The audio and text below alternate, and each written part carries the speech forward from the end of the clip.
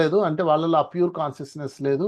ఒకటే immortal talk అంటారు దీన్ని. ఇమోర్టల్ టాక్ అంటే భగవంతుడితో దివ్యమైన, భవ్యమైన, శాశ్వతమైన ఒప్పందాలు సంభాషణలో. Immortal deals. భగవంతుడితో డీల్ చేయండి. డీల్ కుదుర్చుకోవచ్చు మనం. మీరు పిల్లలతో డీల్ కుదుర్చుకోరా? శత్రువుతో డీల్ కుదుర్చుకోరా? కుటుంబంలో డీల్స్ కుదుర్చుకోరా? వ్యాపారంలో డీల్స్ కుదుర్చుకోరా? ఓకే డీల్, నీకెంత నాకెంత డీల్. అలాగే భగవంతుడితో డీల్. ఏం డీల్? భగవంతుడికి కావాల్సింది ఏంటి? డబ్బు కాదు, కిరీటాలు, నగలు, కొబ్బరికాయలు, ఆరతి కర్పూరాలు కాదు. భగవంతుడికి కావాల్సింది రెండే. ఒకటి పరివర్తన, రెండు ప్రాయచిత్తం. పశ్చాత్తాపం, పరివర్తన, ప్రాయచిత్తం. ఈ మూడే కావాలి. పశ్చాత్తాపం అంటే సెల్ఫ్ రియలైజేషన్.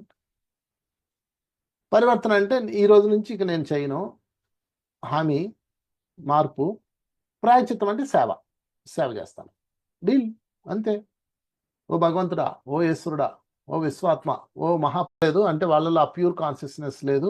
ఒకటే ఇమోర్టల్ టాక్ అంటారు దీన్ని. ఇమోర్టల్ టాక్ అంటే భగవంతుడితో దివ్యమైన, భవ్యమైన, శాశ్వతమైన ఒప్పందాలు సంభాషణలో. Immortal deals. భగవంతుడితో డీల్ చేయండి. డీల్ కుదుర్చుకోవచ్చు మనం. మీరు పిల్లలతో డీల్ కుదుర్చుకోరా? శత్రువుతో డీల్ కుదుర్చుకోరా? కుటుంబంలో డీల్స్ కుదుర్చుకోరా? వ్యాపారంలో డీల్స్ కుదుర్చుకోరా? ఓకే డీల్, నీకెంత నాకెంత డీల్. అలాగే భగవంతుడితో డీల్.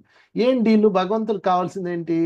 డబ్బు కాదు, కిరీటాలు, నగలు, కొబ్బరికాయలు, ఆరతి కర్పూరాలు కాదు. భగవంతుడికి కావాల్సింది రెండే. ఒకటి పరివర్తన, రెండు ప్రాయచిత్తం.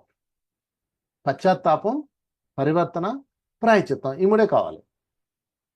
పశ్చాత్తాపం అంటే సెల్ఫ్ రియలైజేషన్. పరివర్తన అంటే ఈ రోజు నుంచి ఇక నేను చేయను, హామీ, మార్పు. ప్రాయచిత్తం అంటే సేవ చేస్తాను. డీల్ అంతే.